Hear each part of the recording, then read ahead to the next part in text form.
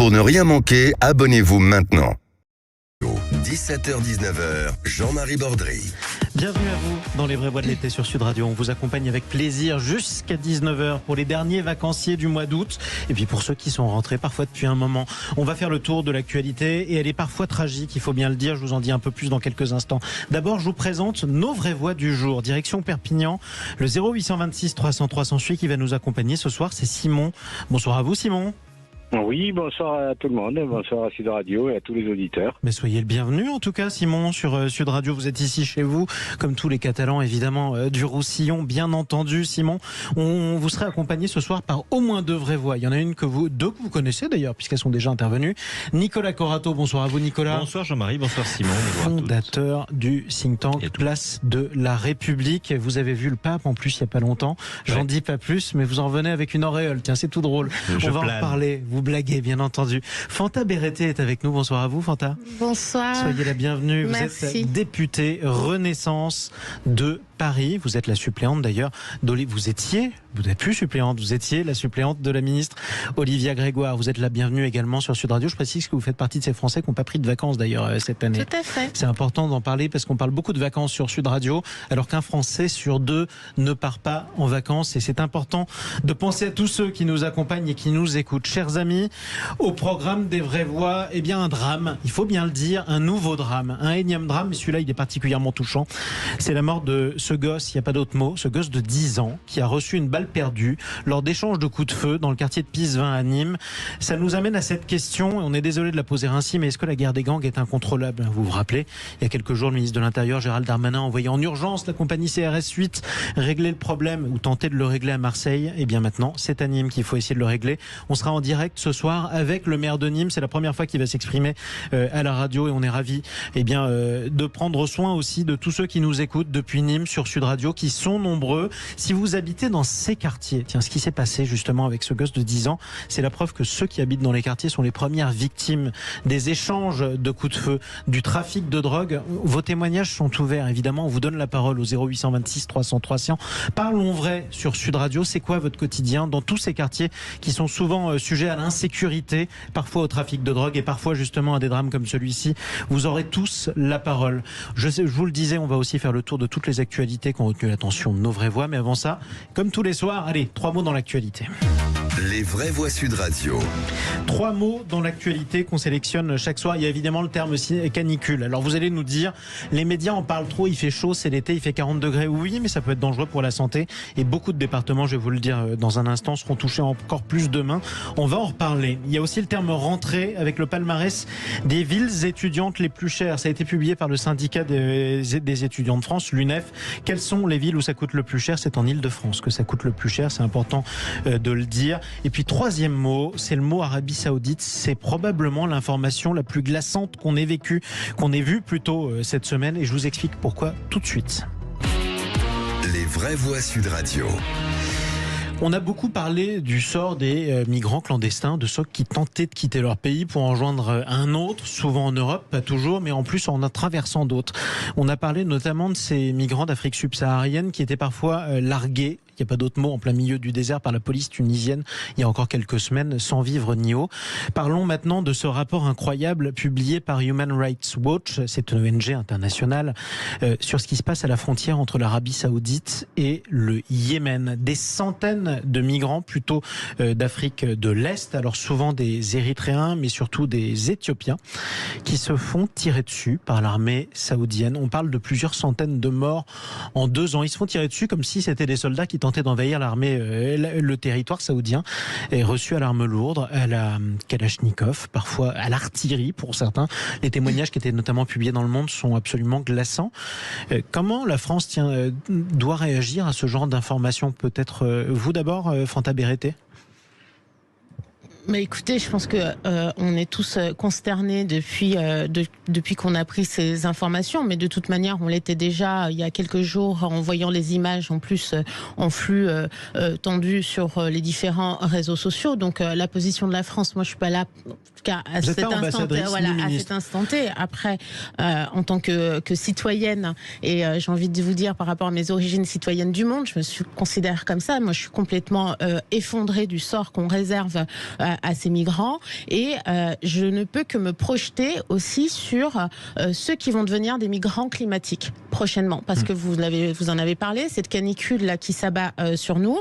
En fait, certains territoires atteignent déjà des températures qui sont très difficiles.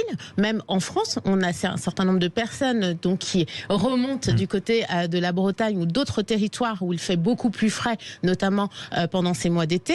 Nous avons les feux qui sont donc actuellement subis par les Canadiens, qui font qu'on a des déplacements entiers de population, quasiment 20 000 personnes parfois, qui sont transportées sur 1800 km. Donc moi, la grande question que je me pose, c'est qu'au moment où on va être complètement submergé par la question de la montée des eaux, de fortes chaleurs qui font que les gens ne peuvent plus rester sur place, comment allons-nous, sur chacun des continents, accueillir ces exilés climatiques? Et au-delà de l'accueil, d'abord, il y a la réception, Exactement. même le passage. Là, on parle de civils, des femmes avec des enfants encore qui sont accueillis à l'arme lourde par l'armée saoudienne. Nicolas Corato. Ouais, c'est un sujet qui est pas nouveau, hein, la manière dont les pays dits du Golfe ou d'Arabie Saoudite traitent les réfugiés. On se souvient qu'en 2014, on avait le même problème, c'est-à-dire le refus de ces pays d'accueillir, et un refus violent d'accueillir notamment les réfugiés syriens sur leur territoire. Vous posiez la question de savoir comment la France pourrait réagir. Il y a un sujet diplomatique international. Ce sont des pays, notamment l'Arabie Saoudite, je pense ne pas me tromper, qui ont toujours refusé de signer la Convention de Genève. Vous savez, cette convention qui protège les réfugiés et qui oblige les États à accueillir sur leur sol les réfugiés, notamment de conflits armés, puisque on parle vous parlez de la frontière avec le Yémen, on parle d'Érythréens, c'est-à-dire de personnes qui fuient la guerre, hein, pour être tout à fait clair. On rappelle d'ailleurs qu'il y a une guerre déjà à cette frontière, c'est important pour le contexte, c'est aussi pour ça qu'il y a l'armée saoudienne à cet endroit-là, une guerre entre l'Arabie Saoudite d'une part, d'autres pays arabes, et les rebelles chiites houtistes du nord du Yémen, justement. Et donc je pense qu'il y a une offensive diplomatique, mais qui a toujours été en cours, notamment par la France, pour influencer, voire même fortement sensibiliser ces pays à rejoindre le rang des signataires de la Convention de Genève. Voilà, ça c'est un premier sujet qui n'est pas nouveau. Vous avez des rapports d'Amnesty International sur la situation dans la péninsule arabique depuis des années. Donc ça, il faut que la France continue ses efforts. Deuxièmement, c'est l'occasion peut-être aussi de rappeler que la plupart des flux migratoires ne sont pas des flux nord-sud, mais ce sont des flux qui sont cantonnés localement. Vous parliez de la Tunisie avec la région subsaharienne, mais là, on voit bien qu'effectivement, ces flux migratoires très importants proviennent de conflits armés et ont lieu localement. Et ça aussi, ça pose une question sur notre vision des flux migratoires. Je pense qu'il faut qu'on soit un peu moins concentré sur notre propre nombril, qu'on regarde un peu l'aspect des flux migratoires dans le monde et qu'on établisse aussi peut-être une nouvelle vision de ce que sont de ce qu'est la vie des réfugiés et de ce que sont les solutions et les décisions que peut prendre la communauté internationale. Et manifestement, ça pose une grave problématique. Il y a quand même une notion de crime contre l'humanité. Moi, je pense que tirer à vue sur des réfugiés qui passent une frontière, pour un État, même s'il n'est pas signataire de la Convention de Genève, ça devrait poser une difficulté qui ferait que la communauté internationale devrait réagir. On peut même pas parler de crime de guerre dans la mesure où il n'y a pas de guerre. En tout cas, ceux qui essaient de passer sont pas concernés par la guerre qui est sur place. Mais il faut lire vraiment les témoignages qui sont incroyables des quelques survivants qui expliquent qu'ils ont continué à courir en échappant aux balles, en laissant d'autres qui avaient perdu une jambe, deux jambes, ramper comme ça à côté de leurs enfants. Enfin, c'est absolument épouvantable. Parlons maintenant, évidemment, ça a l'air bien léger après une actualité pareille, de la rentrée étudiante, justement, la rentrée étudiante qui coûte de plus en plus cher. Alors c'est aussi dû à l'inflation, faut bien le dire. Le syndicat étudiant UNEF qui publie ce mardi son classement des 47 grandes villes universitaires en fonction du coût de la vie étudiante. Bon, pas de surprise, hein, la capitale est la plus chère. C'est notamment dû au prix du logement. On va peut-être s'arrêter déjà sur ce premier point. Il y a des villes où c'est de plus en plus difficile de vivre, qu'on soit étudiant ou pas, parce que le coût de la vie est énorme. Nicolas ? Chaque année, c'est la même litanie. Ça fait longtemps, là aussi, que ça dure. Moi, j'ai souvent dit à cette antenne que je pensais que les étudiants étaient je dirais, la population un peu sacrifiée de la crise Covid. On a fait beaucoup d'efforts pour les entreprises, beaucoup d'efforts pour les salariés. Il y a une forme d'oubli sur la population étudiante qui était déjà paupérisée, qui a continué à se paupériser largement pendant le Covid et qui n'arrive pas à reprendre et à mettre la tête au-dessus de l'eau. Il faut parler. Pardon, Madame la députée, mais il faut parler des APL si vous parlez du logement. Je pense que ce sujet qui a été longuement débattu reste et devient même avec l'inflation un nouveau sujet. Je reprends pas le débat sur la diminution des APL au début du quinquennat d'Emmanuel Macron. À l'époque, quoi qu'on en pense, il y avait beaucoup moins d'inflation qu'aujourd'hui. Ouais. Ce débat qui a été arbitré tel qu'il a été arbitré à l'époque devrait être ouvert au regard de l'inflation qui touche principalement aujourd'hui les étudiants qui cherchent désespérément des logements. J'ajoute à ce sujet, puisque vous parliez de l'Île-de-France, le sujet majeur des Jeux Olympiques, qui est en train de surenchérir avec, on le voit d'ailleurs avec la Coupe européenne, la Coupe mondiale de rugby, et on sait que pour en 2024, ce sera pas. Il faut que là aussi que le gouvernement se soucie du sort, et les collectivités locales se soucient du sort des étudiants. Mais manifestement, si les étudiants n'arrivent plus à se loger, ça veut dire que derrière, ceux qui arriveront à se loger n'arriveront pas à se nourrir, et donc n'arriveront pas à étudier, ou devront travailler 2 fois plus dans des petits jobs pour pouvoir étudier. Sachant que ce sera souvent dans cette ville... Il y a un risque de rupture de l'égalité des chances majeur. Sachant que dans cette ville, ce sera souvent dans 9 mètres carrés. En plus, il faut bien le dire. Fanta Bérété, députée Renaissance de Paris. Cher Nicolas, je ne peux pas vous dire que je ne suis pas d'accord avec vous concernant la question des APL. J'ai moi-même une fille qui a 19 ans, qui habite chez moi à Paris. Je sais que c'est difficile pour de nombreux étudiants. Je voudrais simplement rappeler qu'à partir de la rentrée, effectivement, certains pourraient dire que ce n'est pas énorme, mais qu'il y a quand même la revalorisation des bourses, qu'il y a tout le chantier qui concerne aussi la rénovation des appartements Crous, parce que ces appartements qui sont plébiscités notamment par toutes les personnes qui viennent de province pour étudier à Paris, étaient dans un état lamentable depuis des années, notamment sur les plus gros bâtiments que nous avions. Je pense à celui de Port-Royal notamment. Je pense que sur le budget, effectivement, ça a été annoncé, donc il va falloir faire des économies, mais je pense, comme vous, qu'il y a des sujets sur lesquels on ne va pas pouvoir faire des économies. Et oui, pour moi, les jeunes ont été quelque part, en tout cas, se sont sacrifiés au moment de la Covid, et j'espère qu'avec un certain nombre de parlementaires, nous pourrons donc faire aboutir un certain nombre d'amendements qui auront pour objectif, en fait, de les accompagner au mieux, surtout dans cette période d'inflation. Et effectivement, ça, ce sera toujours un sujet. Dernier mot, je le disais, on le maintient parce que c'est une problématique de santé publique.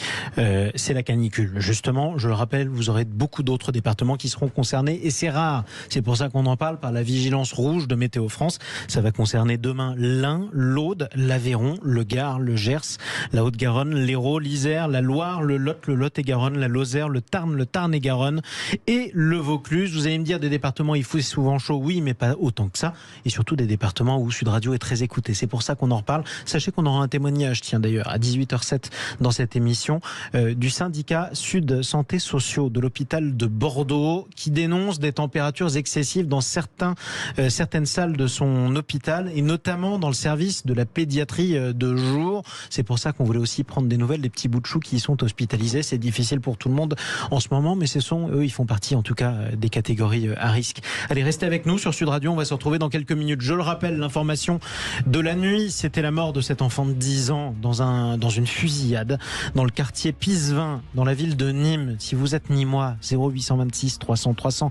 Est-ce que la guerre des gangs qui touche Marseille depuis des mois, et manifestement Nîmes, est hors de contrôle? Est-ce qu'on a vraiment une solution sécuritaire à y apporter? On sera avec notamment le maire de la ville de Nîmes dans quelques minutes sur Sud Radio, et avec vous tous. Vous avez tous la parole. Est-ce que vous habitez dans un quartier sensible? Prenez-la, 0826 300 300. Et avant ça, on va se retrouver avec nos vraies voix. Les actualités qui ont retenu leur attention, c'est dans un instant.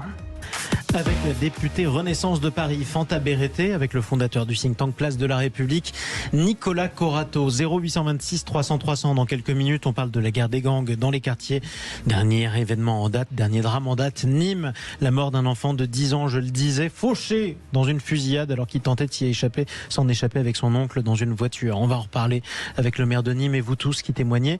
Mais avant ça, le tour de table de l'actualité. Fanta Bérété, vous suivez Sud Radio, vous écoutez Sud Radio. Radio. Ce matin, le Grand Matin Sud Radio de Benjamin Glaise débattait sur l'opportunité de réduire un petit peu la voilure en matière de télétravail. C'était la dernière nouveauté du Covid, justement. Est-ce qu'on télétravaille trop? Est-ce que c'est une bonne chose ou pas pour vous, Fanta Berrettez? Ouais, merci. Moi, je trouve qu'on ne télétravaille pas assez et je suis complètement contre tout ce que j'entends de la part des patrons qui, pour certains, osent dire que les gens en télétravail sont des gens qui regardent Netflix ou que les femmes qui télétravaillent essentiellement le mercredi le font pour garder leurs enfants.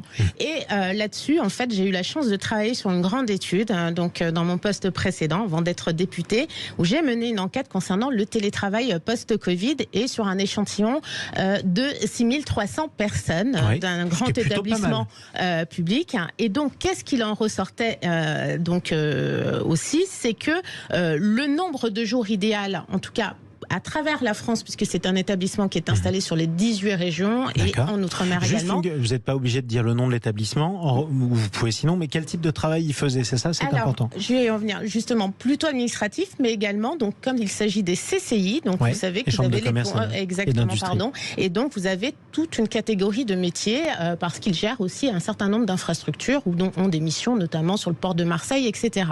Et donc, ce qu'il en ressort, c'est que les managers, en moyenne, voudraient que leurs agents télétravaillent donc 1,6 jours. Et les collaborateurs des CCI voulaient en fait 2 jours de télétravail. Donc on n'est pas si loin que ça. Et pourquoi je dis que je ne veux pas entendre de questions au sujet de la productivité, c'est que pendant la période de la Covid, un certain nombre de Français ont basculé de manière très brutale, on peut le dire, contraints et forcés en télétravail, et que à ce moment-là, et même juste après, on n'a jamais affirmé qu'il y avait eu une baisse de productivité. Et beaucoup de Français ont d'ailleurs beaucoup plus travaillé. Ça, il y a des études sociaux qui commencent à le mentionner, parce que avec le stress occasionné par les informations, etc., le travail était un refuge.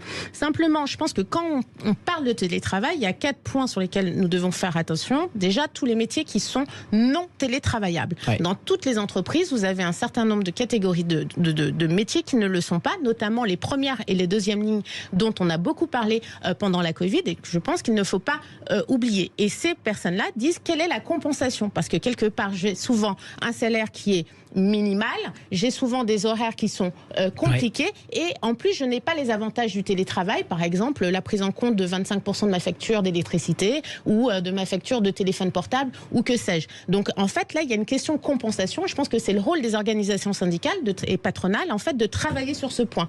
Il y a également donc l'impact sur nos centres-villes, notamment, donc je suis aussi élue du 15e arrondissement. Je prends l'exemple du fameux Triangle d'Or, mais effectivement, beaucoup de personnes allaient au bureau 5 fois par jour, 5 fois par semaine, et du coup faisaient leurs courses, un certain nombre de courses sur place, sans compter donc le repas et sur les commerces. Place.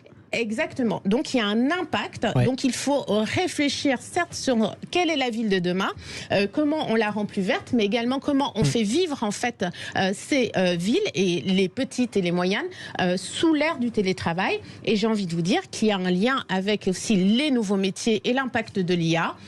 Donc l'IA va transformer nos métiers, nous le savons, actuellement. Donc comment nous faisons dans quelques années pour concilier télétravail, nouvelles missions, et faire en sorte surtout de répondre à la question qui est importante pour les Français aujourd'hui: comment je travaille mieux et comment je me sens mieux au travail. Et ça c'est important. Alors on a parlé, il y a aussi d'autres reproches qui sont adressés au télétravail par certains, c'est que parfois ça fait perdre la cohésion du groupe, c'est-à-dire vous voyez plus votre collègue par exemple, vous avez aussi tendance à moins respecter vos horaires. Après tout, je suis chez moi, bon, j'ai pas besoin de rater le train ou de pas rater le train, donc je peux le faire plus tard, c'est pas trop grave. Ensuite, bon, voilà, ça fait partie. Et puis la frontière entre la vie professionnelle et la vie privée aussi est parfois transgressée. Donc c'est vrai que c'est un débat qui est intéressant et dont on reparlera. Vous savez qu'on a tous télétravaillé sur Sud Radio pendant le Covid, Nicolas Corato. Oui, je vous ai vu tous sauf les réalisateurs qui réalisent l'émission. Benoît Goutorp qui est avec nous, que vous entendez pas mais qui fait tout, eh bien vous dira la même chose. Eux, c'était les seuls dont qu'on ne pouvait pas se permettre d'envoyer à distance. Par contre, nous, on était dans notre chambre quand on était à l'antenne. Nicolas Corato. Oui, c'est un sujet très intéressant intéressant, et moi je suis heureux que la représentation nationale s'en saisisse. Il y a toujours des effets pervers. Moi je ne suis pas persuadé que le télétravail soit un acquis social. Il faut faire attention. D'ailleurs, quand j'entends les patrons dire « Oh oui, ces salariés qui télétravaillent travaillent beaucoup moins, sont moins productifs », j'ai l'impression d'entendre les mêmes patrons qui, au moment de la mise en place des 35 heures, alors qu'ils touchaient plein de subventions, disaient « c'est un acquis social insupportable ». Manifestement, c'est quand même les travailleurs qui ont accepté avec le télétravail que le travail arrive à leur domicile. Et ça, philosophiquement, sociologiquement, c'est pas rien. Vous parliez de la frontière. Vous parliez de la frontière entre la vie personnelle et la vie professionnelle. Faut imaginer quand même que, par exemple, en Île-de-France, il y a des gens qui vivent dans des tout petits appartements, mais de manière assez nombreuse, avec un couple, quelques enfants, et que nécessairement, c'est pas la même chose de télétravailler dans un grand appartement ou dans une grande maison avec chacun un bureau, que de travailler dans un 3 pièces avec un couple et 2 enfants. Donc il faut faire attention. Ça peut devenir un truc de riche, c'est ça que vous êtes en train de dire ? Ça peut devenir quelque chose, là aussi, d'assez discriminant. Et il faut regarder qui ça discrimine. Parce qu'à un moment, pareil, quand vous êtes étudiant, quand vous êtes dans un 9 mètres carrés, votre job en télétravail d'appoint, dans 9 mètres carrés, c'est pas la même chose que chez papa et maman, avec une chambre, un bureau et tous les équipements. Donc, il faut faire attention à pas caricaturer. C'est ça. Et je pense que parfois l'approche un peu péjorative du patronat sur le télétravail, moi, me dérange. Bon, écoutez, on en reparlera en tout cas sur Sud Radio. Allez, restez avec nous. Place à un débat de société aussi, mais aux accents beaucoup plus tragiques. Direction Nîmes dans quelques instants. On va parler de ce qui s'est passé dans ce quartier de Pisevin où une fusillade a éclaté et un jeune de 10 ans a été fauché.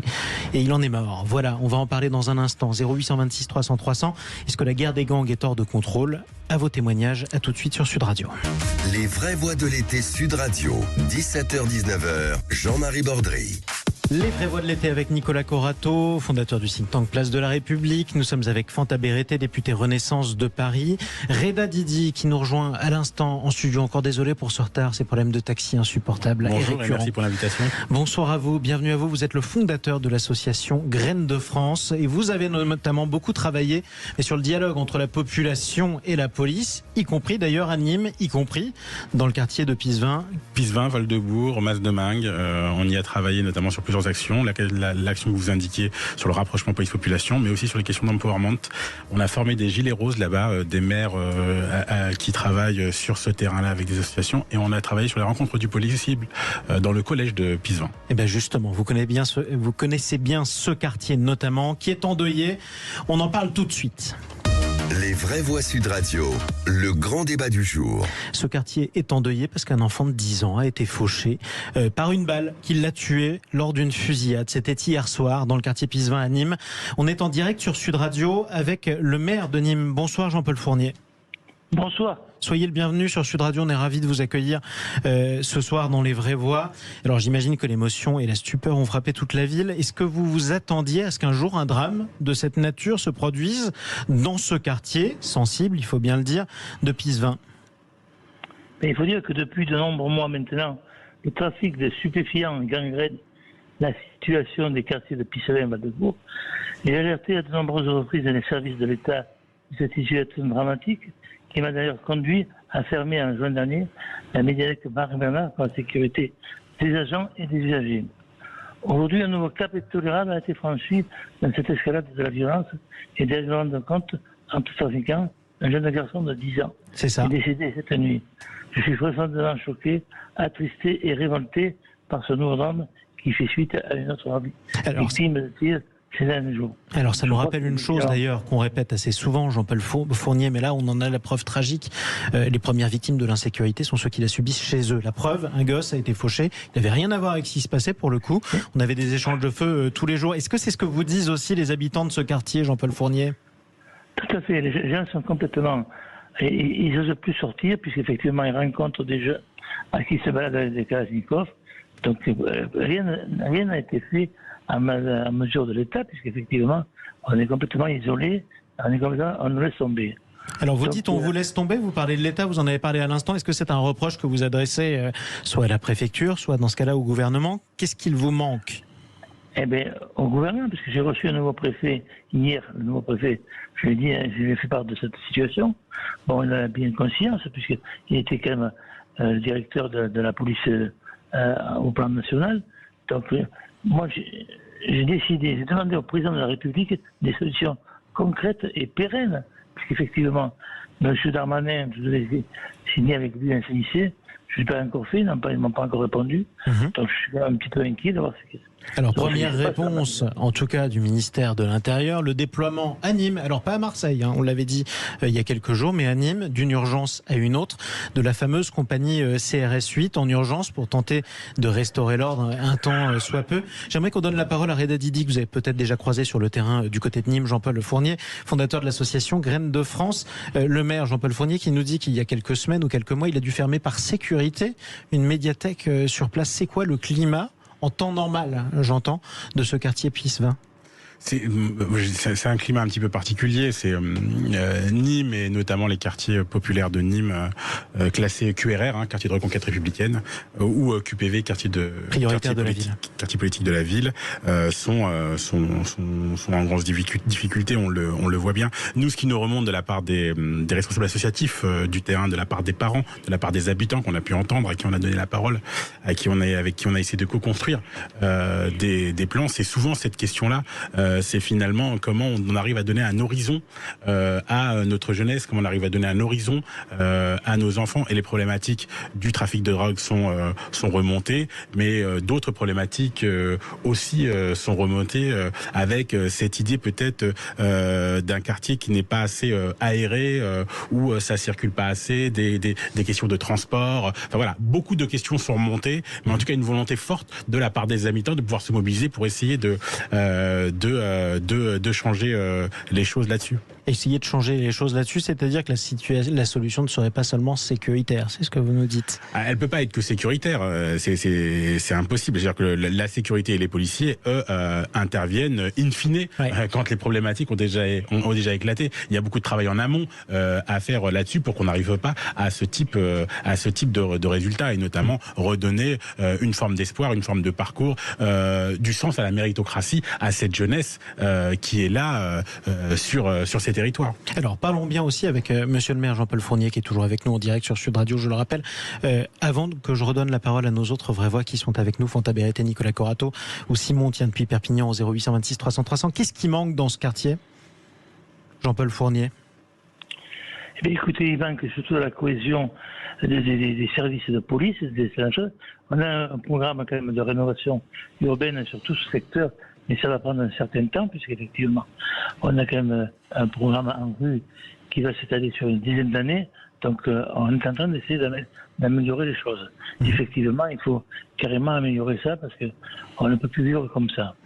Et sur le plan sécuritaire, maintenant, quand vous apprenez, ce sera ma dernière question avant que je donne la parole à nos interlocuteurs, quand vous apprenez le déploiement en urgence de la fameuse compagnie CRS 8 qui était censée être envoyée déjà en urgence ailleurs, à Marseille, où le sang coule aussi parce que les coups de feu sont échangés, est-ce que ça peut être une bonne réponse ou est-ce que c'est quelque chose de trop provisoire? Alors, si c'est quelque chose de trop provisoire, ça servira à rien entre nous. S'ils viennent pour 3 jours, c'est pas la peine. Donc, effectivement, j'ai rencontré le ministre de l'Intérieur il y a quelque temps. Il m'avait dit qu'il déplorait des CRS à plein temps ici à Nîmes. Donc, il ferait autre chose, mais il ferait surtout à plein temps ici. Alors ça peut être un peu plus. Ça peut être un peu plus. Enfin, j'ai pas l'impression que ça bouge beaucoup. Et que ça évolue, en tout cas. Fanta Berrettey, députée Renaissance de Paris. Je le disais, la fameuse compagnie CRS 8 déployée en urgence à Nîmes, elle était censée être déployée déjà en urgence à Marseille. Est-ce qu'on a les moyens de rajouter des CRS partout? Est-ce que vraiment la guerre des gangs n'est pas hors de contrôle, tout simplement? Déjà, parce que j'ai pas eu l'occasion de le faire. Enfin, je voudrais avoir une pensée pour cette famille, pour ses parents. Je suis moi-même parent et nous sommes beaucoup. On est bouleversés. C'est effroyable. Et également aussi pour tous ces enfants qui ont regardé ces images en fait sur nos réseaux sociaux, parce qu'il y a cet impact-là en fait qui est assez fort aussi. C'est-à-dire qu'aujourd'hui, les enfants de 14 ans qui vont sur X ou qui vont sur Instagram, Snap, peu importe, en fait, ils ont cette vidéo qui tourne. Et donc, je trouve que c'est vraiment effroyable. Ensuite, concernant donc la compagnie de CRS, je pense que depuis que Gérald Darmanin est au ministère de l'Intérieur, il n'a eu de cesse que de travailler pour faire en sorte qu'on ait plus de forces de l'ordre sur l'ensemble du territoire. D'ailleurs, nous en avons accueilli récemment 600, donc rien que sur Paris.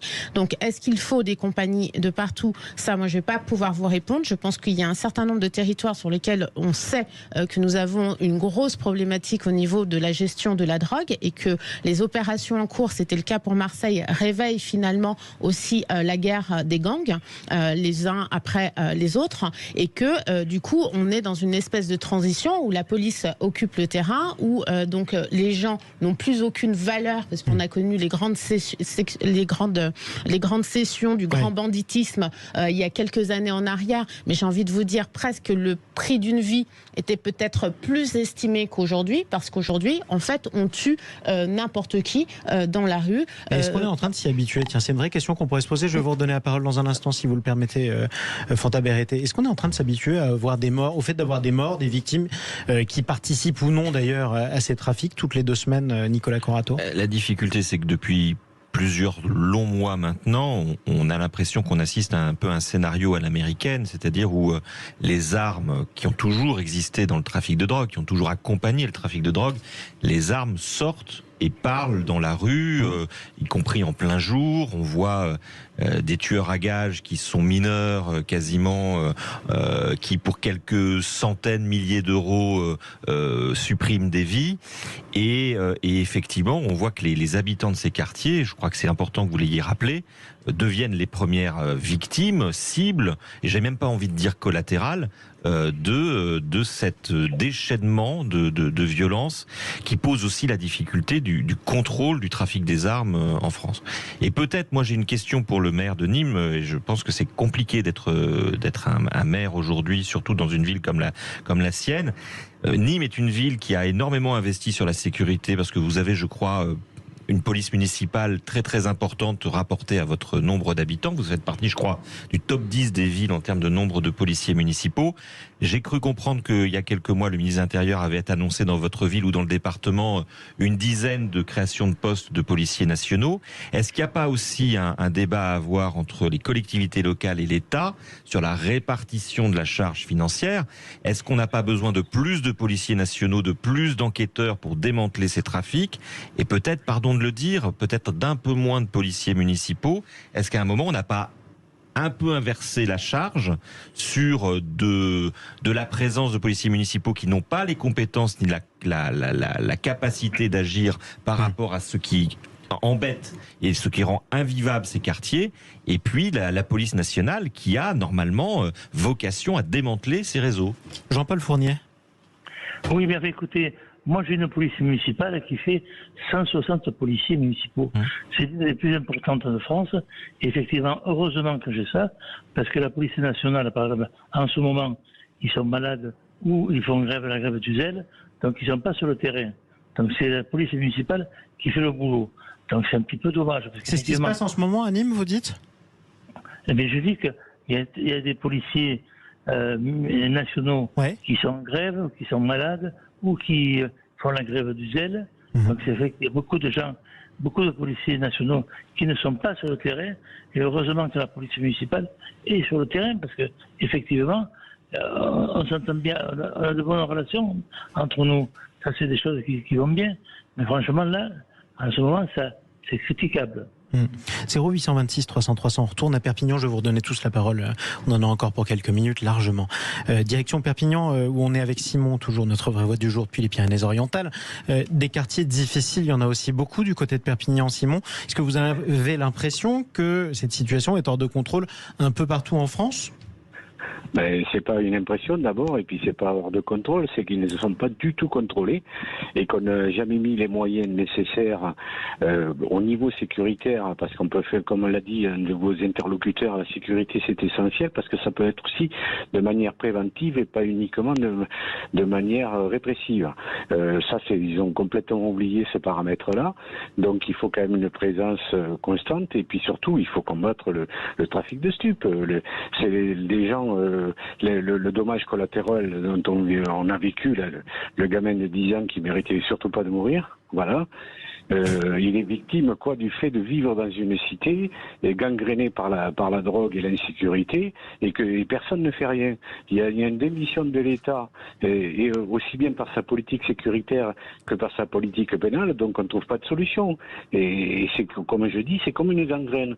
Et donc il faut à un moment donné trouver des solutions, effectivement des solutions peut-être un peu plus difficiles à prendre et qui seraient des solutions courageuses. Pour l'instant, on n'est pas face à ça, quoi. Pour l'instant, en tout cas, le compte n'y est pas. Un quartier, merci Simon, gangréné par le trafic de drogue et l'insécurité. Ça, c'est la description qu'en fait Simon depuis Perpignan. Est-ce que c'est ce que vous confirmez, Reda Didi, vous ? On le confirme sur plusieurs territoires. Nous, on intervient sur plus d'une quarantaine de villes en France. Et on voit bien que, oui, il y a cette difficulté-là très forte, notamment sur les quartiers qui ont été ciblés. Il y a aussi une action de l'État qui essaye de pallier à ça. Mais je veux dire, c'est pas une problématique facile. Et c'est pas une problématique que réussira à résoudre seul, du jour au lendemain. Exactement. Ni par uniquement des réponses sécuritaires, ni par uniquement une présence policière. C'est pas vrai. Ça veut dire qu'on en a pour combien d'années ? Je saurais pas à dire, mais je pense que c'est un boulot à long terme. C'est la première question qu'on a envie de se poser quand un enfant de 10 ans se fait faucher. Vous comprenez ? Je sais qu'elle est facile à poser, la réponse est plus difficile, mais... Absolument, mais il faut savoir dans le diagnostic et l'état de lieu qu'on fait de la situation, ce qu'on a supprimé, parce que finalement à nos époques ceci n'existait pas. Moi je suis un natif de ces quartiers populaires. La situation qu'on vit là était uniquement dans les films. C'était c'était New Jack City, la guerre des gangs, c'était Boys in the Wood, c'était ce que vous disiez les États-Unis. Je veux dire, mais on n'avait pas ça en France et on pensait pas que ça arriverait en France. Aujourd'hui, parfois sur certains quartiers, la situation est très difficile, mais j'allais dire, il va falloir qu'on y mette tous la main à la pâte, sans les uns et les autres se jeter la pierre. Ça n'a aucun sens aujourd'hui, ça n'a plus de sens. Ce qu'attendent les habitants de ces quartiers populaires, c'est d'avoir le même service public que tout le monde, c'est de pouvoir rentrer en toute sécurité, c'est de pouvoir jouir de leur espace public. Et d'avoir la même protection policière que les autres. Absolument. On va en reparler avec vous dans un instant. J'aimerais redonner une dernière fois la parole à notre invité à distance, le maire de Nîmes, Jean-Paul Fournier. Ça s'est dégradé en 20 ans. En gros, c'est ce que nous dit, en tout cas en l'espace d'une génération, Reda Didi dans ces quartiers. Est-ce que vous le confirmez ? Oui, effectivement, ça s'est pas mal dégradé dans l'espace d'une dizaine d'années. Il y a des choses qu'on voit maintenant, mais qu'on ne voyait pas avant. Effectivement, des jeunes qui se baladent dans les rues avec des kalachnikovs, on ne voyait pas ça il y a 10 ans. Donc effectivement, c'est très dégradé. Et ça, c'est dramatique parce qu'effectivement, c'est quelque chose qu'on n'a pas du tout. C'est intolérable et a franchi une escalade de la violence et des règlements de compte pour les trafiquants. Dernière question, qu'est-ce que vous attendez de l'État concrètement et à court terme ? Écoutez, j'attends qu'il prenne les choses en main, qu'il me signe ce CIS avec moi et qu'on puisse avoir une compagnie de CRS à demeure ici à Nîmes, parce que c'est pas avec la dizaine de policiers de plus qu'ils nous ont fourni qu'on va régler le problème. Merci beaucoup Jean-Paul Fournier. Je le rappelle, maire de la ville de Nîmes, endeuillé après la perte de cet enfant de 10 ans, fauché lors d'une fusillade. Un règlement de compte sans doute dans le quartier Pisevin du côté de Nîmes. Restez avec nous. 0826 300 300, on est toujours avec Simon depuis Perpignan, on est toujours avec nos vraies voix. Fanta Bérété, Nicolas Corato, Reda Didi. Qu'est-ce qu'il faut faire pour essayer de régler le problème ? Je sais que c'est plus facile à demander plutôt qu'à y répondre, mais on va en reparler. Les vraies voix de l'été Sud Radio, 17h-19h, Jean-Marie Bordry. La guerre des gangs est-elle hors de contrôle ? C'est la question qu'on se pose avec nos vraies voix sur Sud Radio et avec vous au 0826 300 300. Un enfant de 10 ans fauché lors d'une fusillade dans le quartier Pisevin à Nîmes hier. Son oncle d'ailleurs qui a été blessé lui-même. On va en parler. Quelle solution ? C'est la question qu'on se pose surtout. Et combien de temps il faudrait ? Qu'est-ce qu'il faudrait mettre en place pour arriver à reprendre un tant soit peu le contrôle de la situation dans ces différents quartiers ? On est avec Fanta Bérété, député Renaissance de Paris, Nicolas Corato, le think tank Place de la République, Reda Didi, fondateur de l'association Graines de France, Simon depuis Perpignan, 0826 300 300. Une situation qui se dégrade. C'est la première chose que je retiens de tous nos échanges en 20 ans, qui s'est nettement dégradée dans ces quartiers. Pourtant, c'est pas depuis hier qu'on dit qu'il y a un problème notamment de sécurité dans les quartiers sensibles. Malgré tout, ça a continué à se dégrader. Échec collectif ou pas, Nicolas Corato ? C'est un échec collectif. Je pense qu'il faut qu'on l'assume tous, chacun à son niveau de responsabilité. Et surtout qu'on accepte peut-être de travailler et de parler de ces sujets de manière apaisée pour faire des vrais bilans, partagés, quelle est la responsabilité des collectivités locales, quelle est celle de l'État, comment la charge peut être mieux répartie, qui véritablement fait de la répression, qui fait de l'accompagnement social, qu'est-ce qu'on fait des associations dans les quartiers, qu'est-ce qu'on fait de manière urbanistique. Vous parliez de ce quartier, le fait que ce quartier était exclavé, la question des transports publics localement, elle est aussi majeure. Les gens, il faut savoir que dans beaucoup de quartiers, le premier diplôme le plus important, c'est le permis de conduire, parce que si vous n'avez pas de permis de conduire, vous êtes condamné à rester dans votre quartier et vous n'irez pas à un entretien de recrutement, vous n'irez pas travailler, vous ne pouvez même pas physiquement aller travailler. Donc, et ces sujets-là, on les connaît depuis effectivement 20 ans. Qu'est-ce qu'on a changé au quotidien de la vie des habitants de ces quartiers depuis 20 ans?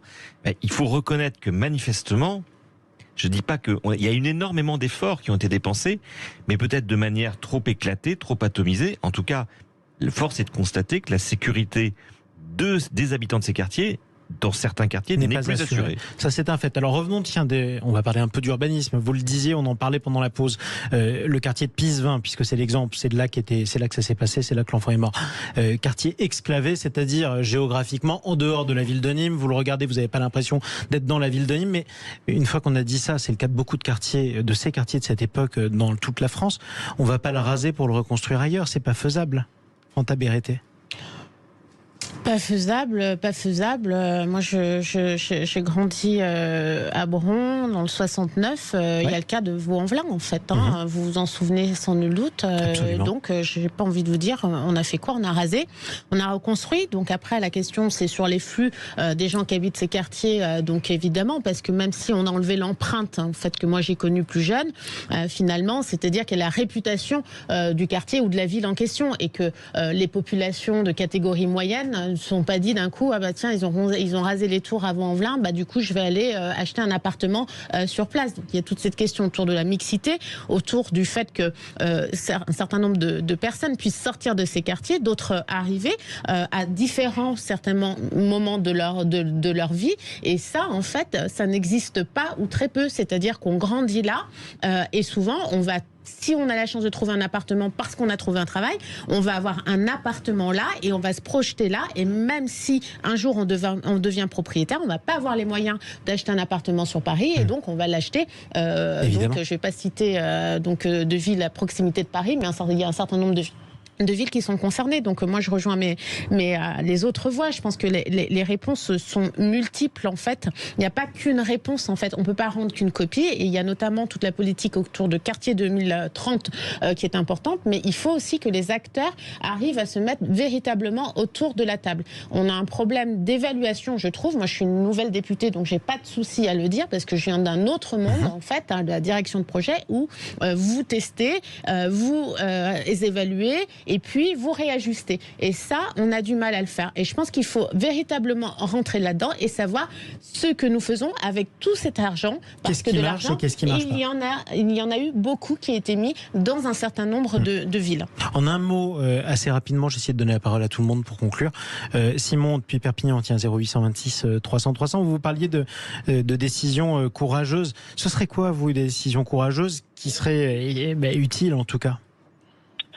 Commencer déjà, au lieu de discuter toujours de faire des diagnostics, c'est facile de faire des diagnostics. Simplement, il faudrait commencer à faire quelque chose de pérenne, comme a dit le maire de Nîmes. Pas uniquement de faire une compagnie de CRS, parce que bon, c'est les CRS, on peut pas en mettre partout, puisque maintenant, quand vous voyez le nombre de zones que j'appelle des zones de non-droit, il y aurait pas assez de fonctionnaires CRS pour pouvoir être de manière stable sur place. Et puis de toute façon, eux-mêmes, leur formation ne les amène pas à faire du judiciaire, donc à faire ce qu'il faut pour résoudre le problème. C'est pas la panacée en tout cas, c'est ce que disait le maire d'ailleurs. Voilà, Nicolas Corato. Moi, si on doit donner quelques exemples concrets d'actions concrètes, moi je pense qu'il y a un vrai travail à faire sur la lutte contre la déscolarisation dans ces quartiers. Ces enfants, il y a de plus en plus d'enfants qui se déscolarisent. C'est pas nouveau, ça aussi c'est un phénomène. Et là aussi, vous parliez d'évaluation. Qu'est-ce qu'on a mis en place comme action concrète pour aller au-devant des familles, pour accompagner ces enfants qui sont livrés à eux-mêmes par rapport à la déscolarisation. Un enfant qui est déscolarisé, c'est un délinquant en puissance. On le sait aujourd'hui que l'école est souvent le seul point d'échappement à la délinquance dans ces quartiers. Un enfant qui est hors de l'école, c'est un enfant qui est en danger. Dernière question, et elle est importante quand même, je sais qu'elle est facile à poser. Encore une fois, on parle du fléau du trafic de drogue, ça rapporte beaucoup d'argent. Quand on arrête le trafic de drogue, on gagnera plus, on a peu de chances de regagner autant d'argent. Comment on fait pour en sortir de ces trafics, Reda Didi? Mais il faut présenter un autre parcours et d'autres possibilités à ces jeunes et aux jeunes générations notamment. Moi, je crois beaucoup au rôle modèle. C'est-à-dire, je crois beaucoup aux gens qui étaient dans ces quartiers-là et qui en sont sortis et qui ont réussi à avoir un parcours inspirant. Je parle pas des Mbappé ou je parle pas des gens inaccessibles. Je parle des gens qui sont devenus policiers, qui sont devenus gendarmes, qui sont devenus pompiers, qui sont devenus animateurs, qui sont devenus créateurs, qui sont devenus responsables associatifs. Et c'est ceux-là qui doivent avoir un discours un peu plus réconfortant, revenir sur ces territoires, avoir des quartiers. On a beaucoup d'expériences qui se sont bien passées. Vous parlez de mixité tout à l'heure. Je repense à la Lyon-la-Duchère, un collège où il y avait, où il y a un collège aujourd'hui qui est à le niveau du centre-ville de Lyon, en fait, parce que vous aviez un principal qui était là-bas, qui savait serrer les rangs. Je parle de à Avignon, pareil, on a les mêmes problématiques à peu près que celle de Nîmes, où là aussi il y a eu de la mixité, où on a emmené des jeunes de quartier aller au collège en centre-ville. Et c'est des expériences qui ont très très bien marché. Je pense qu'il y a des expérimentations qui fonctionnent bien, dont il faut s'inspirer. Et voilà. Eh bien, merci de nous aider à terminer sur une note d'un petit peu d'espoir, on va dire, à défaut d'optimisme. C'est important quand même d'en parler quand on a des nouvelles comme ça à commenter. Malgré tout, merci beaucoup Reda Didi, fondateur de l'association Graines de France, les vraies voix, qui vous retrouvent dans quelques minutes sur Sud Radio jusqu'à 19h, 0826 300 300. On va parler de toute autre chose dans quelques dizaines de minutes, mais c'est un problème de service public qui concerne aussi les quartiers, mais pas que. Les médecins, est-ce qu'ils sont suffisamment bien payés? Un certain nombre, en tout cas, ont augmenté arbitrairement leurs tarifs, justement pour se plaindre. On va en parler dans quelques minutes. À tout de suite sur Sud Radio. Les vraies voix de l'été Sud Radio, 17h-19h, Jean-Marie Bordry. Le retour des vraies voix de l'été sur Sud Radio, Nicolas Corato qui envoie des textos, qui regarde la météo peut-être sur son iPhone. Vous préparez l'émission, vous lisez vos anti-sèches également. Nous sommes avec Fanta Bérété, député Renaissance de Paris, Nicolas Corato, donc fondateur du think tank Place de la République. On va parler santé dans cette deuxième heure, puisque dans 20 minutes à peu près, notre deuxième débat, notre coup de projecteur sera sur les médecins généralistes. Est-ce qu'ils sont assez bien payés? On parlait des maires hier, M-A-I-R-E-S. Aujourd'hui, on parle des médecins. Ils se plaignent du montant de leurs consultations et certains font de la résistance, font même les frondeurs. On sera avec l'un d'eux et on attend vos témoignages au 0826 300 300. Tout de suite, on file à Bordeaux. Les vraies voix Sud Radio. Vous l'avez entendu, il fait chaud sur toute la France et en particulier sur plusieurs dizaines de départements du Sud-Ouest. Il y a un endroit où il fait particulièrement chaud ces derniers temps. C'est au CHU de Bordeaux, à l'hôpital, 44,1 degrés. Température contestée par la direction de l'hôpital, mais que vous avez relevée. En tout cas, notre invité qu'on accueille tout de suite, Gilbert Mouden. Bonsoir à vous. Bonsoir, Sud Radio. Soyez le bienvenu sur Sud Radio. Vous êtes le représentant de la section Sud Santé Sociaux. Alors, aucun lien de parenté entre Sud Radio et Sud Santé Sociaux, mais effectivement, c'est important de le préciser. Vous représentez la section Sud Santé Sociaux du CHU de Bordeaux. 44,1 degrés que vous avez relevé, je dis bien, Sud Santé Sociaux, dans cet hôpital de Bordeaux, dans le service pédiatrie. Comment vous avez fait pour mesurer ça ? Non, mais c'est les agents du service qui ont relevé la température. Mais on s'était déjà l'an dernier, on avait déjà fait remonter les températures extrêmes. C'est un service qui n'est pas équipé de petits moyens pour arrêter la chaleur, comme des volets occultants. On l'a fait remonter de très nombreuses fois en instance et par des alertes. Ça n'a pas été pris en compte depuis l'année dernière, rien n'a été installé. Du coup, effectivement, cette année rebelote, température extrême sur la fin août, avec des températures qui montent à 44 degrés dans les chambres. Ça, c'est les agents qui les ont relevés avec des thermomètres. C'est ce que vivent actuellement les patients de ce service de l'hôpital de jour. Mais c'est tout le bâtiment pédiatrique. C'est ce bâtiment qui est vétuste, qui est une passoire thermique, qui n'a pas été dont la température n'a pas été régulée et qu'aujourd'hui, les patients et les agents, parce que les agents souffrent également de cette chaleur extrême. Alors la direction dit qu'elle a fait installer notamment des petits climatiseurs dans les couloirs qui mènent à ces chambres. Il fait vraiment 44 degrés dans les chambres. On parle de la pédiatrie, c'est-à-dire des enfants en bas âge, donc des sujets à risque, plus à risque en tout cas, face à ces vagues de chaleur. C'est vraiment les conditions ? Ah mais c'est vraiment les conditions et les parents, on a eu beaucoup de témoignages de parents, de témoignages écrits de parents qui remontent ces températures, qui remontent cette souffrance des enfants hospitalisés. Donc aujourd'hui, la direction peut rentrer dans un jeu, il fait pas 44, il a fait 42 s'ils veulent. Nous, ce qu'on voit, c'est que rien n'a été mis en place, en particulier sur ce service-là, sur cet hôpital-là, et c'est pas acceptable. Qui irait aujourd'hui dans un centre commercial où il fait 44 ou 45 degrés? On a le choix de pas y rentrer, mais il ne fait pas ces températures-là. Mais dans un hôpital, quand vous devez être hospitalisé, vous n'avez pas le choix.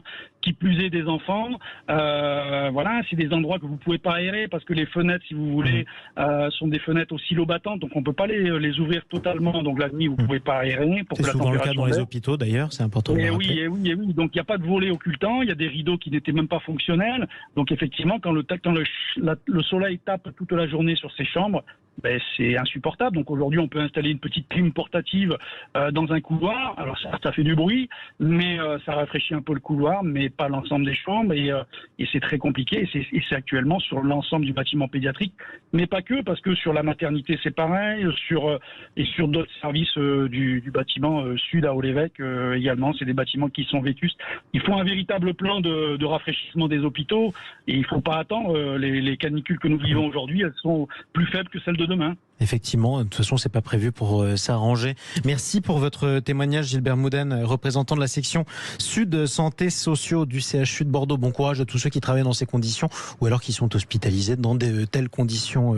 En tout cas, merci à vous d'être intervenu sur Sud Radio ce soir. Fanta Berrettez, tiens, Nicolas Corato. De toute façon, l'adaptation des différents services publics aux canicules, c'est pas un sujet nouveau malheureusement. Il y a un sujet auquel on a échappé, c'est les écoles, puisque certaines écoles n'étaient pas encore adaptées à des vagues de chaleur. Et il se trouve que c'est les vacances scolaires en ce moment, donc on n'a pas le problème finalement. Ça veut dire qu'il faudra beaucoup investir dans les services publics. Peut-être Fanta Berrettez d'abord et ensuite Nicolas Corato. Ça c'est vraiment une obligation et je pense que c'est là qu'il faut faire de la planification véritablement écologique là-dessus, puisque c'est nos écoles, ce sont nos hôpitaux et il y a un député dont je suis vraiment désolée, le nom ne me revient pas, qui a écrit d'ailleurs à la première ministre il y a quelques semaines, quelques mois, puisque le temps passe vite à l'Assemblée, justement pour qu'on organise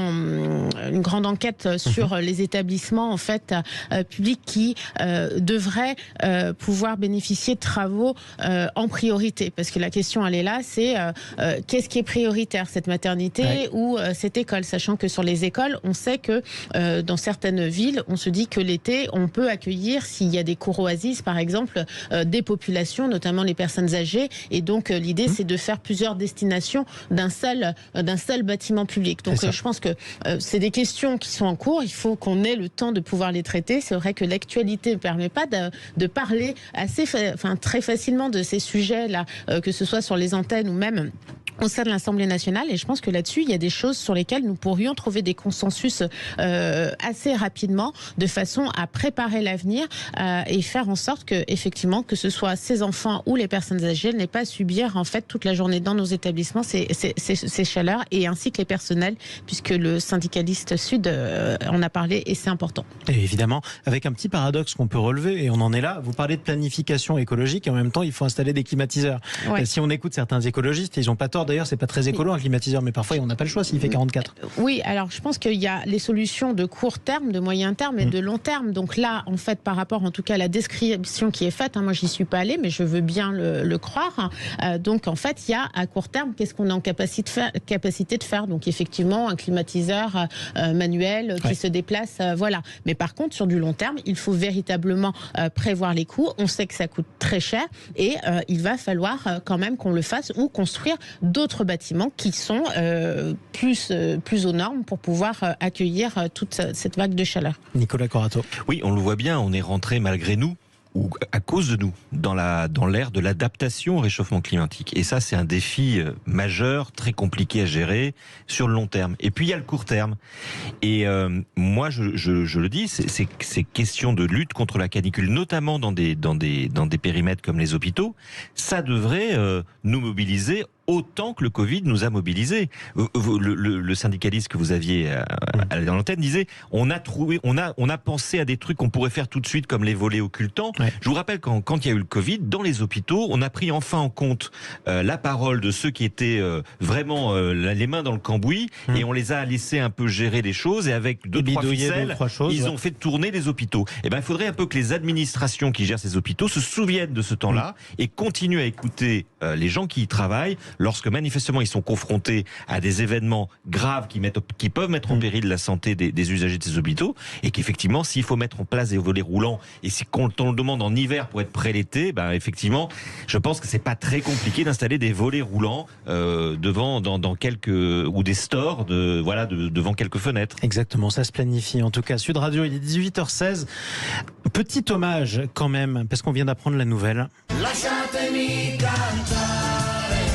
Tout le monde a redonné cette chanson, l'Italiano de Toto Cutugno un jour. Eh bien, Toto Cutugno vient de nous quitter à l'âge de 80 ans. Cette chanson est quand même absolument mythique. Sono italiano, un italiano vero. Et il fallait quand même qu'on rende hommage à ce chanteur, parce que c'est rare quand même ces artistes qui fredonnent un jour, qui imaginent une chanson qui peut être reprise par autant de millions de personnes. Voilà, hommage à Toto Cutugno qui manquera à la chanson italienne, voire française. Après tout, on a dansé dessus aussi en France. Allez, restez avec nous, ce sont les vraies voix Sud Radio. Fanta Berete, Nicolas Corato, on se retrouve dans un instant. Le tour de table de l'actualité, on parlait de l'Italie, juste à côté de l'Italie, au milieu de l'Italie, il y a le Vatican. C'est ce que va nous raconter Nicolas Corato. À tout de suite sur Sud Radio. Les vraies voix de l'été sur Sud Radio. Fanta Berete, député Renaissance de Paris. Nicolas Corato, fondateur du think tank Place de la République. Dans quelques minutes, vous êtes médecin, tiens, vous nous appelez 0826 300 300. Est-ce que vous gagnez assez bien votre vie pour ce que vous faites comme travail? Les médecins sont-ils suffisamment bien payés? Tout de suite, le tour de table de l'actualité. Nicolas Corato qui a été touché par la grâce. Encore ces stupides actualités. Ça dépend de la masse d'informations. Quand il a rien à dire, il dit rien. Il n'a pas été élevé chez les porcs, excusez-nous. Le tour de table de l'actualité. Nicolas Corato qui nous parle en quelque sorte de laïcité ou pas? Vous avez rencontré le pape François il y a quelques jours. Non, j'ai pas rencontré le pape François. J'ai assisté à une audience privée, donc on va rester quand même très très humble. Mais c'est pas de ça que je voulais parler. Je voulais vous parler que à l'occasion de ce voyage à Rome que j'ai fait, j'ai pu assister à une déclaration publique du pape qui, à mon avis, va faire du bruit. Le pape déclarant publiquement que l'état de droit était menacé en Europe et qu'il ne devait souffrir aucune exception d'aucune sorte. Alors, c'est pas la première fois que le pape François s'exprime sur l'état de droit et ses inquiétudes par rapport à certaines législations européennes qui remettent en cause l'état de droit, mais c'est une fois de plus et c'est une fois de manière assez catégorique et notamment l'idée de dire que l'état de droit ne doit souffrir d'aucune exception, ce qui nous parle, y compris à nous, en France, qui avons aussi des débats et parfois législatifs sur le sujet. Alors, c'est quoi l'état de droit? Parce que c'est vrai qu'on en parle beaucoup. Et puis, l'état de droit, c'est en fait un système juridique où les pouvoirs se contrôlent les uns les autres. Où on trouve normal, et voire même vital, que la justice contrôle parfois la police. Que le législatif contrôle l'exécutif. Que l'exécutif contrôle les forces armées. Bref, où aucun pouvoir n'est laissé seul avec la capacité de contraindre la vie des citoyens. Et l'état de droit, c'est ce qui fonde la démocratie et c'est ce qui fait qu'aujourd'hui, le peuple est souverain. C'est ça, l'origine de l'état de droit, c'est la souveraineté du peuple. Je dis ça pour les souverainistes qui ont de plus en plus de mal avec l'état de droit et qui nous expliquent que c'est l'état de droit, c'est-à-dire les règles de droit, la Cour européenne des droits de l'homme, l'Union européenne, qui nous empêchent de faire valoir les droits des citoyens. Non, c'est l'état de droit qui nous protège de l'éventuelle contrainte que ferait peser sur nous un État. Et je dis ça également aux souverainistes qui souvent nous parlent des racines chrétiennes de l'Europe. Je dis, allez voir le pape, pour qui les catholiques, qui sont les chrétiens majoritaires en nombre dans le monde, considèrent que tous ces messages sont gravés par l'infaillibilité papale. Oui. Eh bien, le pape, manifestement chrétien et catholique, n'a pas du tout la même théorie que eux sur l'état de droit. Eux le dispendent, lui, le protège. Donc je dis qu'il y a de la contrefaçon chrétienne dans l'air, dans le débat public, quand on s'affiche partenaire des racines chrétiennes de l'Europe et qu'on s'affiche contre l'état de droit. Alors, tous les catholiques... Donc je renvoie à l'article et au communiqué de presse sur le site Vatican News sur les déclarations sur l'état de droit du pape François. Alors, tous les catholiques ne sont pas obligés d'être d'accord avec le pape aussi. Quand vous êtes catholique, vous reconnaissez l'autorité papale. Hein, ça fait partie de ça. On verra si vous dites la même chose le jour où vous aurez un pape qui vous plaira pas. Tiens, ce sera intéressant. Ah non, mais moi, ça c'est trop facile. C'est trop facile. Non, c'est le pape. Quand on est catholique, on reconnaît l'autorité spirituelle, voire même parfois. En tout cas, ça concerne effectivement les catholiques. Mais au-delà de ça, l'état de droit, ça concerne tout le monde. Est-ce que vous avez l'impression, vous, Fanta Berete, que l'état de droit est menacé en France, par exemple ? Certains le disent. Moi, je pense que non, et que à chaque fois qu'on a dû, et on l'a vu dernièrement avec la décision du Conseil d'État. Absolument. On rappelle les soulèvements de la terre qui étaient visés par une dissolution à la demande du ministre de l'Intérieur. Le Conseil d'État a suspendu la décision. Exactement. Donc en fait, j'ai envie de vous dire que ça fonctionne. Après que chacun discute sur X, Twitter, &Co de est-ce que ça l'est, est-ce qu'on y est, etc. Bon, bah, c'est la démocratie aussi. Le questionnement super. Après, moi, ce qui me fatigue plutôt, ce sont les dénonciations sur le fait qu'on ne soit plus dans cet état de droit. Parce que c'est comme ça qu'en fait commencent les rumeurs et tout ce qui s'ensuit sur les réseaux sociaux. On l'a beaucoup entendu, notamment pendant le coronavirus. Vous n'étiez pas député à l'époque, d'ailleurs. Exactement. J'avais des responsabilités néanmoins à la République En Marche, parce qu'on s'appelait encore comme ça, je crois, à cette époque. C'était avant la Renaissance. Exactement, tout à fait. Et effectivement, on l'a beaucoup subi, et je pense qu'on le subit encore. Alors, il suffit de regarder un petit peu ce que certains peuvent nous dire avec ce fameux « on », où voilà, on ne sait pas qui est ce « on ». Et donc, moi, je pense que jusqu'à présent, en tout cas, à chaque fois qu'on a eu besoin de faire contrôler un certain nombre de choses ou d'avoir un avis, ici sur notre territoire, ça a pu être fait et dans les meilleures conditions. Oui. Moi, il y a un grand débat sur les normes qui ont été mises en place par cette majorité pendant l'état d'urgence sanitaire, et notamment le recours à l'état d'urgence sanitaire. Hein.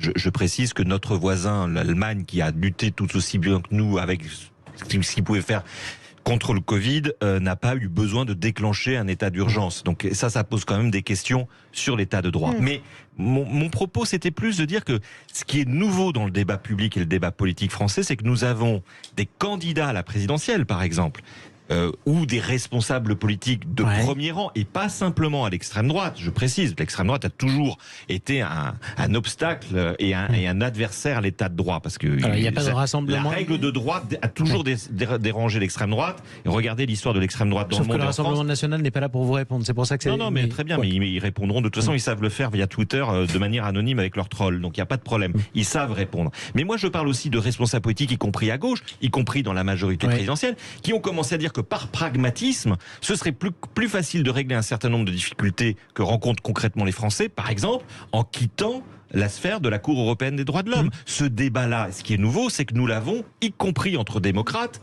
ce qui ne cesse, moi, de m'inquiéter et de m'alarmer. Est-ce qu'on a le droit de contester certaines dispositions de textes qu'on a ratifiés dans le passé et qui nous conviendraient peut-être plus aujourd'hui? Pourquoi pas? Et selon un processus démocratique qu'il faut mettre en œuvre.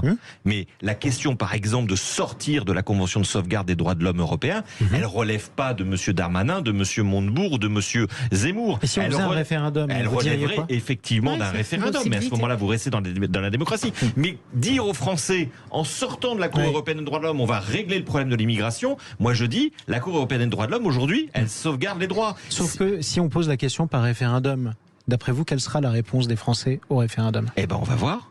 Mais il va falloir argumenter. Effectivement. Et en tout cas, on en débattra toujours. Mais je dis simplement de faire attention. Il y a des normes qui sont constitutionnelles, qui ne sont pas intangibles, mais qui sont quand même des principes qui ont été forgés depuis des siècles et qui fondent notre valeur et notre démocratie. Et je pense que s'attaquer à ces principes, c'est nécessairement s'attaquer à l'état de droit et s'attaquer à nos droits à nous. Pas aux droits des autres, à nos droits à nous. Allez, reste avec nous sur Sud Radio.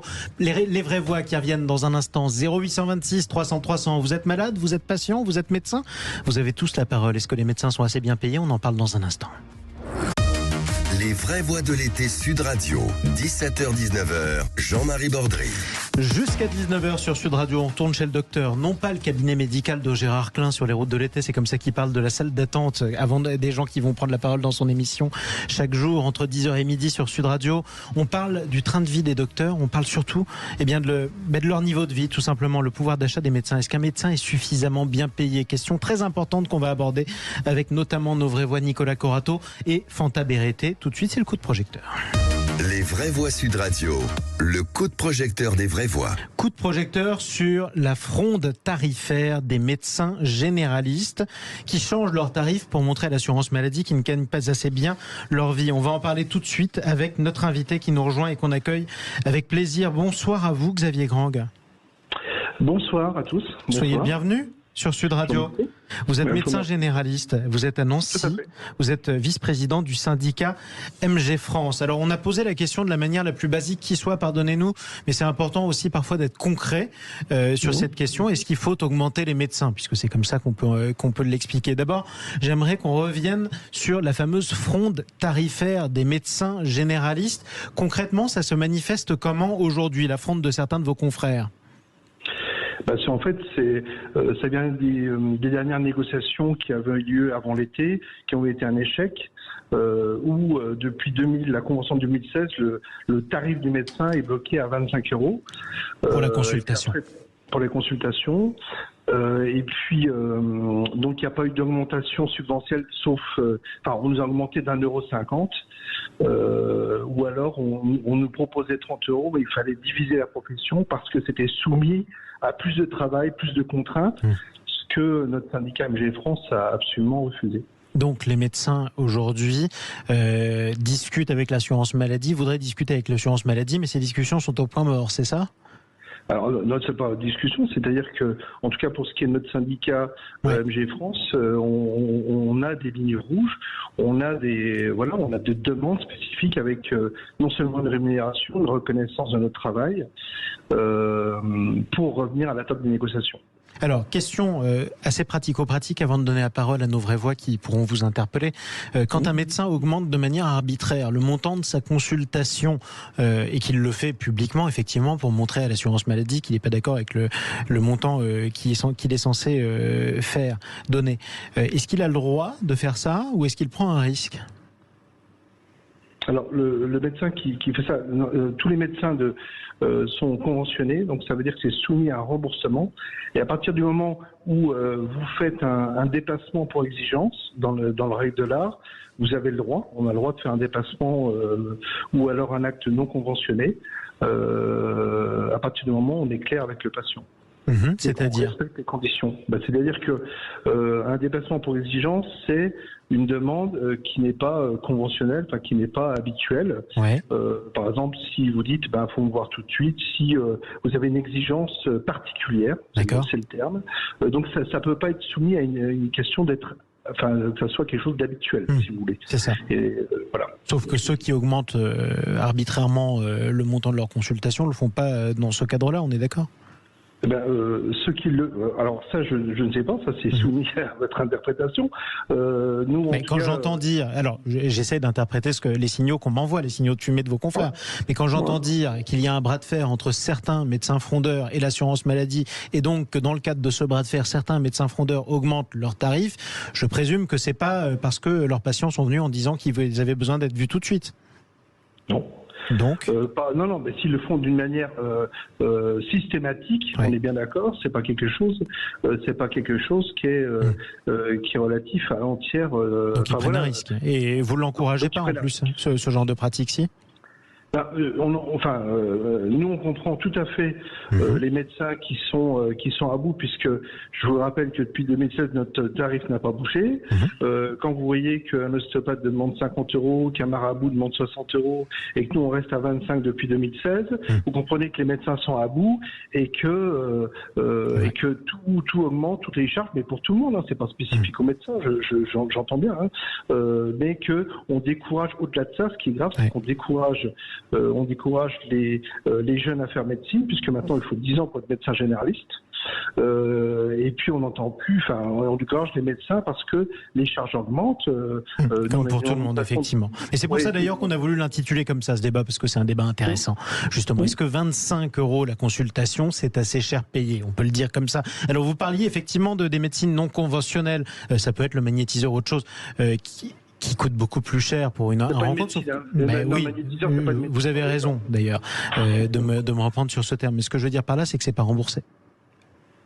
Donc il y a une différence entre les deux, si vous voulez. Oui, c'est-à-dire que les 25 €, ils sont remboursés par la Sécu.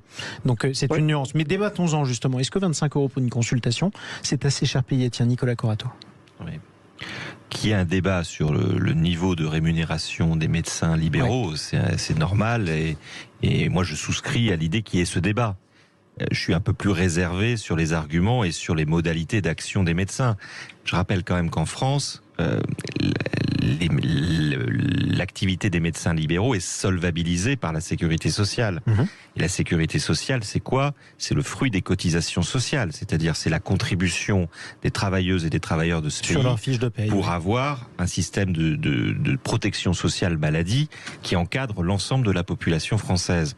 Donc je pense qu'il ne faut pas jouer avec ce système de la cotisation sociale. Et les médecins libéraux qui ont certainement raison de demander une augmentation de leur indemnisation ne peuvent pas non plus détourner, entre guillemets, l'idée ou l'esprit du conventionnement pour poursuivre un objectif, entre guillemets, corporatiste. Il faut faire attention, c'est de l'argent qui vient des travailleuses et des travailleurs. On a un déficit de la sécurité sociale très important. Les médecins libéraux ont certainement des arguments pour être revalorisés, mais encore une fois, le conventionnement, c'est une prise en charge par la solidarité nationale de ces dépenses de santé. Sauf que ce que vous dit notre invité, et avec raison, c'est que ça fait un moment qu'il le demande. Je suis journaliste, je peux en témoigner, je comprends la légitimité de la demande et du débat. Je suis beaucoup plus réservé sur la modalité d'action d'aller, entre guillemets, détourner le conventionnement. Ça me choque parce que je suis aussi un contributeur, comme plein d'autres, comme beaucoup de Français, de cette solidarité nationale. Xavier Grand, la réponse de Xavier Grand. Oui, non mais alors là, j'entends bien. Ensuite, ce qui est le souhait des Français, puisque vous défendez l'ensemble des Français, c'est d'avoir des médecins. C'est d'avoir des médecins, d'avoir une réponse. Maintenant, où ça m'inquiète énormément, parce que moi je suis maître de stage et je suis des médecins, on a des étudiants qui font le droit au remords, donc qui changent. Donc, d'un autre côté, si ça ne bouge pas, et j'entends sur les moyens d'action... J'aimerais qu'on précise le terme que vous avez employé. Qu'est-ce que c'est le fameux droit au remords dont vous parlez? C'est-à-dire que pendant leurs études, les médecins ont des choses qu'on ne voyait pas avant. Les jeunes étudiants font un droit au remords pour changer de spécialité. C'est-à-dire que la médecine générale, on en manque déjà, on manque de médecins généralistes, et certains font un droit au remords pour pouvoir prendre une autre spécialité ou faire autre chose. On a des médecins qui sont passés plombiers, on a des changements de carrière. On en manque aussi, ceci dit. Mais surtout, nous, oui, partout. Non, mais bien sûr, j'entends bien. Simplement, on est déjà en carence de médecins. On a des jeunes qui sont en souffrance, qui se disent il n'y a pas d'avenir. Et c'est aussi l'avenir ne passe pas que par la rémunération. Vous avez raison, mais ça passe aussi par ça passe par la qualité de travail, ça passe par des tas de choses. Mais si on reste bloqué. Alors, c'est pas que le tarif. Vous m'avez interviewé, vous m'avez demandé il y a 1 heure de venir. Donc, je suis venu pour parler des tarifs et j'entends bien. Mais au-delà de ça, c'est de se dire que si ça ne bouge pas et on a essayé les médecins de différents types d'actions et ça va continuer. Il va en avoir d'autres en octobre beaucoup plus forts. Et on va, le mouvement va durer parce que le dialogue est rompu. Et c'est aussi pour ça qu'on en parle et qu'on en refera des débats, y compris avec vous. Donc on va continuer à en parler avec vous, Xavier Grand. On en parle aussi avec Simon depuis Perpignan, qu'on a retrouvé au 0826 300 300. Question toute bête, Simon. Est-ce que 25 € pour une consultation, c'est assez cher ? Bon, je saurais vous dire. Bon, 25 €, tout dépend aussi de la qualité de la médecine. Si effectivement le médecin accorde le temps nécessaire à son patient pour le sculpter correctement et ne pas passer 5 minutes et aligner les consultations ou faire des arrêts de maladie de complaisance, bien sûr qu'il mérite C'était un autre débat, on l'a tenu d'ailleurs il y a quelques jours. Bien sûr. Mais bon. Voilà. Après, les médecins, ils ont quand même aussi une part de responsabilité dans le fait que le numéro clausus, c'était quand même quelque chose qui leur convenait, entre guillemets, du fait que ça leur permettait de garder un certain élitisme dans la médecine, comparativement parlant, entre la qualité de la médecine et des études de médecine qu'on peut faire en France et en Europe et dans d'autres pays, alors qu'il y a des médecins qui viennent de pays dont on ne sait pas trop la reconnaissance des diplômes, on le fait automatiquement, mais on ne sait pas forcément s'ils ont fait les compétences aussi poussées que s'ils avaient suivi des études dans des pays quand vous avez où les études de médecine sont très suivies, quoi. Bon, écoutez, en tout cas, on n'a pas eu de témoignage, si vous voulez, qui irait dans le sens de ce que vous disiez. Mais ce qui est intéressant dans ce que vous disiez, mon cher Simon, et j'aimerais qu'on fasse réagir Xavier Grand à cela, c'est ce fameux numerus clausus qui est un petit peu le sparadrap du capitaine Haddock pour votre profession, vous le confirmez. On va le payer longtemps, Xavier Grand. Alors, moi, j'ai 52 ans et je me souviens très bien que quand j'étais étudiant à la fac, le doyen disait déjà, il n'y a pas assez, il faut faire sauter ça. Et donc, c'est bien beau de dire qu'on a certainement qu'à un moment donné, il y a eu un numerus clausus qui a été validé par des syndicats, par des politiques, etc. Je rappelle quand même qu'en 81, quand il y avait pas mal d'argent dans les caisses, on a demandé aux médecins de prendre des retraites anticipées. En fait, le problème de notre qui est chronique, mais partout, pas que dans la santé, où on n'a pas d'anticipation à long terme. Donc, effectivement, comme il faut 10 ans pour faire un médecin généraliste, il faut du temps parce qu'il n'existe plus le numerus. Non, bien sûr. C'est apertus, maintenant c'est passé. Et donc, il faut quand même 10 ans pour former. Donc, on aura un délai d'attente. Mais le délai, vous pouvez en avoir au-delà de ça. Dans les autres pays où il n'y a pas le numerus clausus, ils sont en carence de médecins, et tous les pays d'Europe sont en carence de médecins. Tous les pays quasiment du monde sont en carence de médecins. On a eu des contacts avec les Nord-Américains, et voilà, donc il y a des carences dans tous les pays, et pourtant qui n'ont pas de numerus clausus. Donc, et c'était pas forcément quelque chose de voulu. En tout cas, le problème, il n'est pas de savoir, de savoir la faute à qui, etc. Certainement qu'il y a des parts de responsabilité, mais moi je dirais qu'elles sont essentiellement politiques, et de savoir comment on fait, et si on veut tuer la profession de médecin généraliste traitant, on continue comme ça. Et là, la discussion que vous aurez, comment on fait pour remplacer le médecin. Ou retrouver un médecin. Tiens, Fanta Bérété.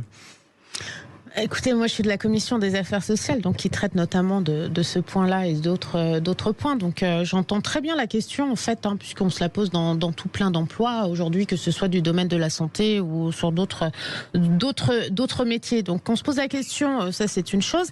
Après c'est vrai que sur est-ce que 25 € c'est suffisant, début août je crois qu'il y avait eu pas mal d'articles sur la question. Certains médecins généralistes disaient qu'en fait il faudrait une consultation à 50 €.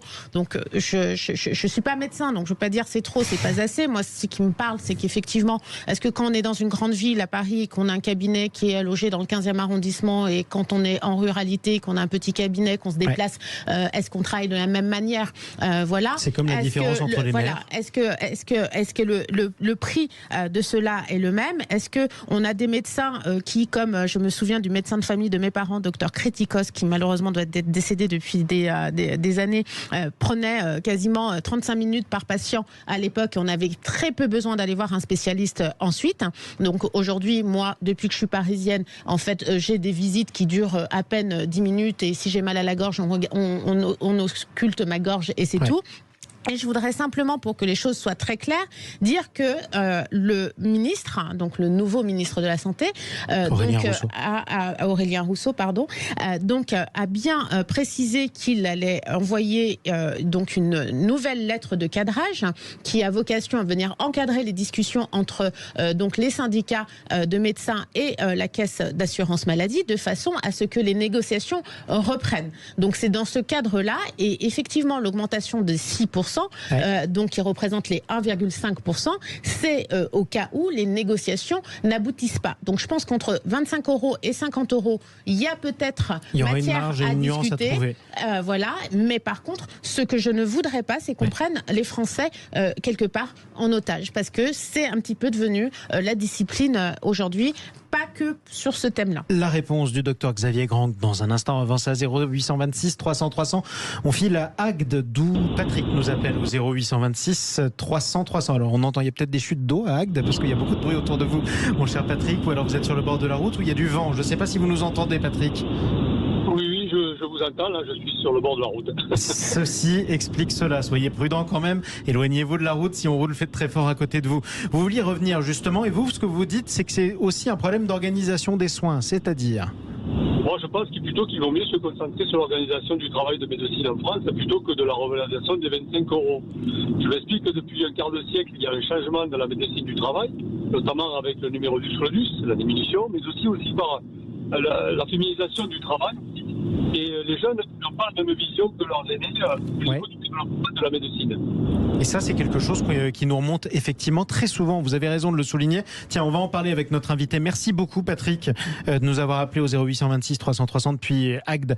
C'est vrai que la mentalité, il n'y a pas de jugement de valeur dans le propos que je tiens, Xavier Grang, mais la mentalité n'est plus la même entre celle d'un jeune médecin aujourd'hui et celle d'un jeune médecin il y a 30 ans. On ne veut plus avoir le même mode de vie. Alors moi, je suis fils de médecin généraliste. Ouais. Et fier de l'être. Effectivement, nous on était 6 enfants, moi j'étais l'aîné et je ne voyais jamais mon père. Il travaillait de 7h30 du matin à 11h le soir, il travaillait le samedi jusqu'à 18h et le dimanche matin il allait voir à l'hôpital de proximité ses patients. C'était comme ça et voilà, il a travaillé comme ça, je lui reproche rien. D'ailleurs, si j'ai fait ce métier-là, c'est bien par mimétisme parce que je trouvais ça noble et voilà, c'est pour ça que je me suis lancé ça. Maintenant, il faut savoir que les médecins, effectivement, la profession s'est féminisée, mais les femmes travaillent énormément. La moyenne hebdomadaire, c'est quand même 54 heures. Ouais. Donc, voilà, trouver des métiers qui font autant d'heures, c'est quand même rare. Question que j'aimerais vous poser, malgré tout, Xavier Grang. Vous le disiez, votre père faisait des horaires que vous ne feriez plus. Il avait un mode de vie que vous ne feriez plus. Est-ce qu'à l'époque, la différence de niveau de vie entre un médecin et le reste de la population faisait qu'on pouvait tolérer des horaires impossibles? Je leur explique de manière un peu plus claire. Est-ce qu'on était vraiment mieux payé à l'époque quand on faisait tant d'heures que ça? Ça, il faudrait regarder. Je pense que c'était des consultations. Rien n'est comparable actuellement parce que les consultations n'étaient pas les mêmes. On voit maintenant qu'il y a une énorme complexité, que les médecins font 25-30 actes et c'est déjà beaucoup. Ils sont saturés. À l'époque, je pense qu'ils en faisaient plus. Il y a un niveau de complexité. D'ailleurs, ça serait impossible de revenir sans ordinateur tellement le niveau de complexité a augmenté. Et c'est normal parce qu'il y a des suivis qui n'existaient pas, il y a de nouveaux traitements, des suivis qui sont meilleurs, qui sont pluridisciplinaires, donc on ne peut pas revenir en arrière. Ce que je veux dire, c'est que les médecins travaillent quand même en moyenne 54 heures pour remis à ce qu'on gagne au niveau horaire. Il n'y a rien d'indécent. Moi, mon garagiste, il prend 100 balles de l'heure.